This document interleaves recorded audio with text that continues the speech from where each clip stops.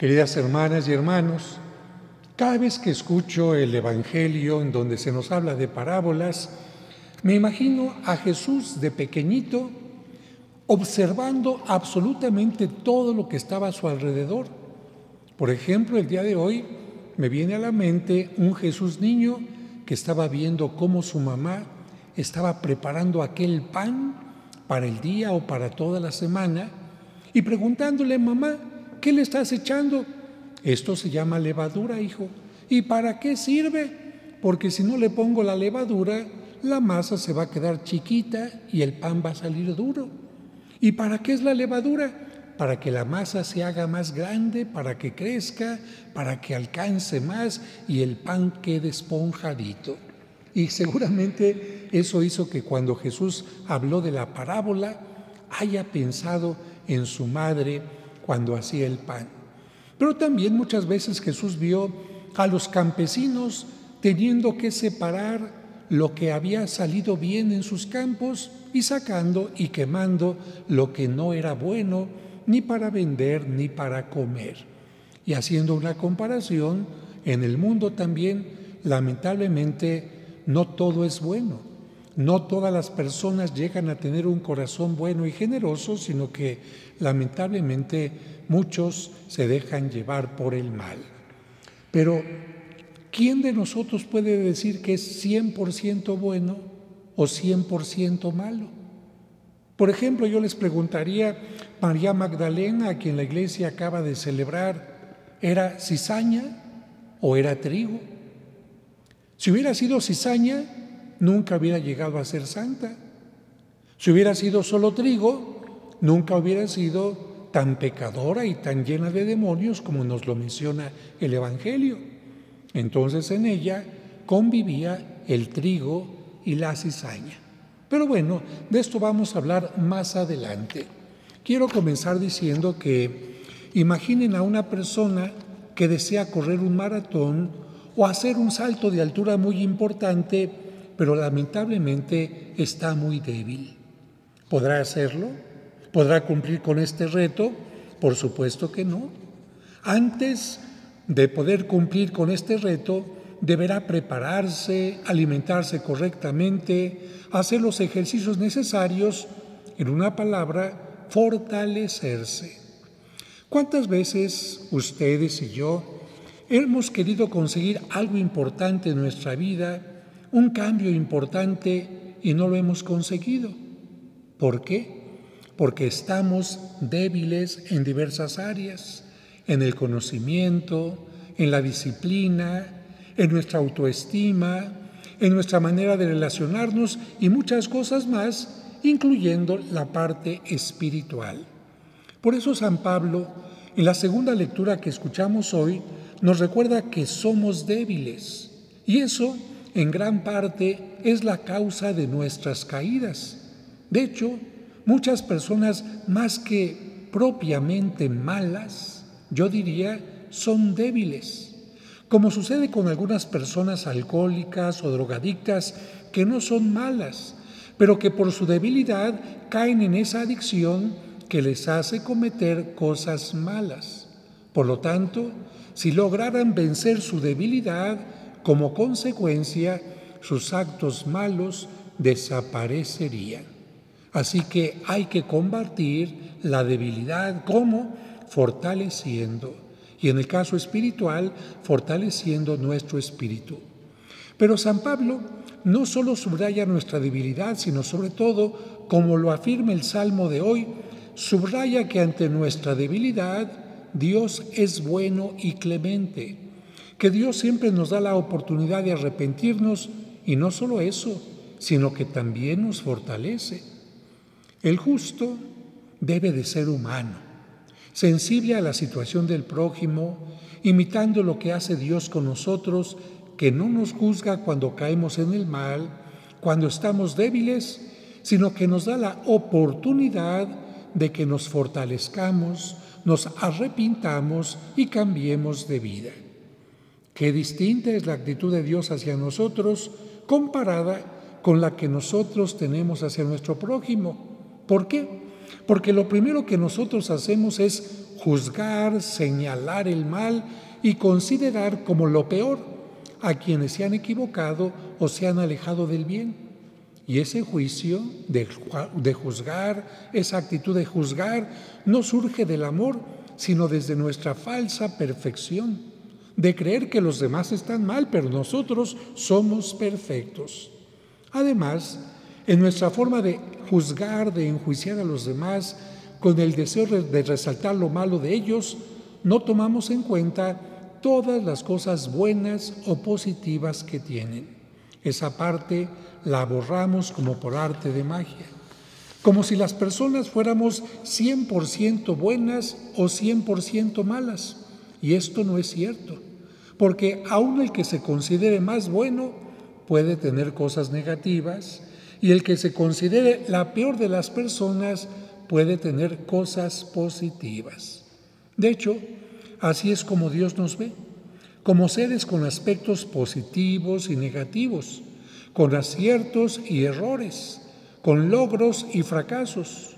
Así es como nos ve Dios en nuestra totalidad, pero poniendo especial atención en lo positivo. Por eso, Él nos ve con la esperanza de que podamos corregir el mal, enderezar los pasos, recuperar el camino perdido, como lo hizo el Hijo pródigo. Y esto nos da a nosotros también esperanza de que, por mucho que nos hayamos alejado de Él, de que hayamos caído del mal, siempre es posible el arrepentimiento, la conversión y el perdón. Sabemos que Jesús, amigo de publicanos y pecadores, en toda circunstancia fue más médico que juez, mostrando que no quiere la muerte del pecador, sino que se arrepienta, que se convierta y viva. Dios quiere que tengamos la vida plena, la vida en abundancia. Por eso, no nos va a juzgar sino hasta el momento de nuestro fin en esta tierra o hasta el fin del mundo, como simbólicamente lo dice la parábola, cuando llegue el tiempo de la cosecha y se vea si fuimos más trigo o más cizaña. Solo hasta ese momento Dios nos juzgará y nos dará lo que merecemos, pero antes, incluso en nuestra agonía, Dios siempre tendrá misericordia y nos dará la oportunidad del arrepentimiento. Pero, ¿cómo llegaremos a ese momento final?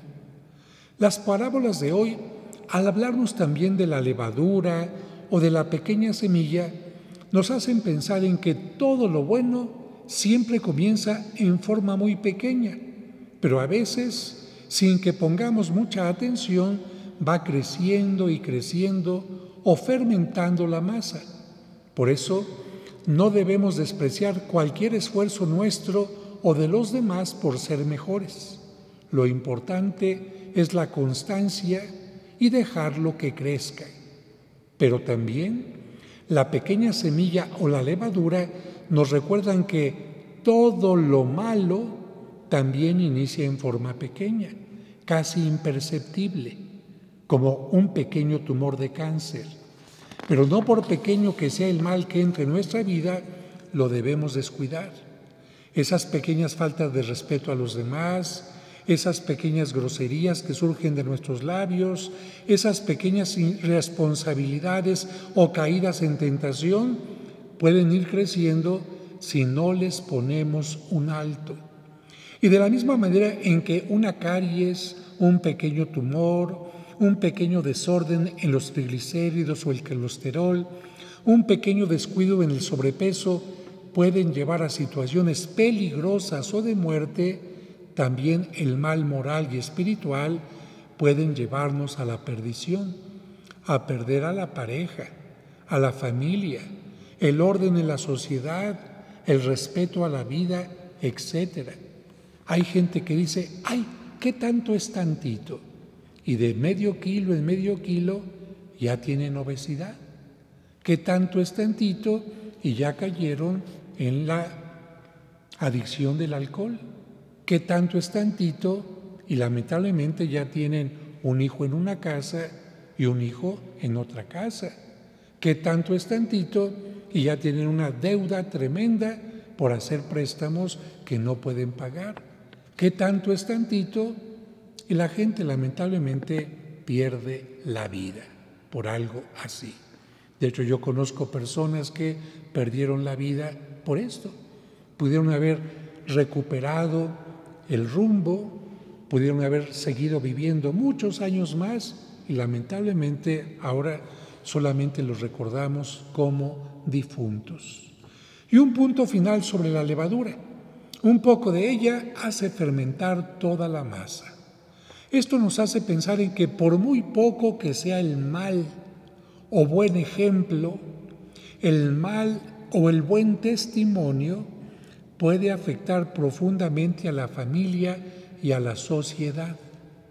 Un ejemplo de esto lo encontramos en algunos santos que antes de su conversión eran cizaña y conducían a otros al mal, pero después de su cambio de vida se convirtieron en modelos de vida que nos animan a ser mejores cristianos. Hoy podríamos hacernos estas dos preguntas. ¿Estoy permitiendo que crezca más el bien o el mal en mí? ¿Soy más cizaña o más trigo?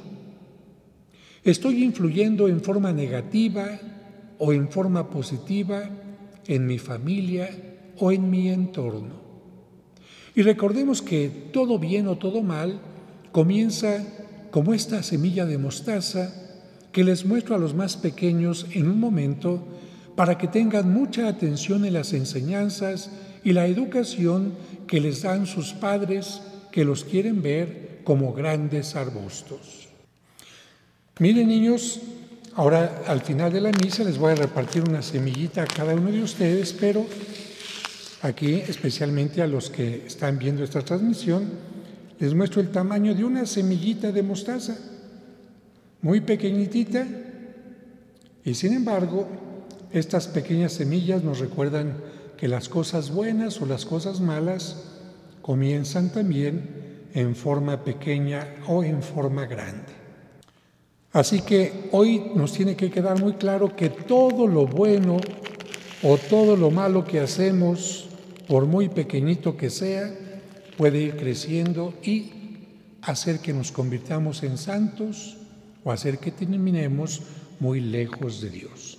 Por esta razón, sus papás, desde ahora que son pequeñitos, les van tratando de enseñar los valores del Evangelio y los van tratando de corregir de aquellas cosas que están mal. Y a veces para que haya una corrección tiene que haber un castigo, una cosa que les marque, por ejemplo, hoy no vas a ver televisión, ahora te voy a quitar tu teléfono celular un momento, ahora no hay permiso para esto, ¿para qué? Para que te des cuenta que hay una diferencia grande entre el bien y el mal. Cuando haces el mal, pierdes derechos. Cuando haces el mal, puedes tener cosas negativas y el castigo es eso exactamente, para que veas que el mal trae consigo cosas negativas. Espero que todos aprendamos esta lección y al final de la misa les voy a repartir, como les dije, una semillita de mostaza para que les quede todavía mucho más claro.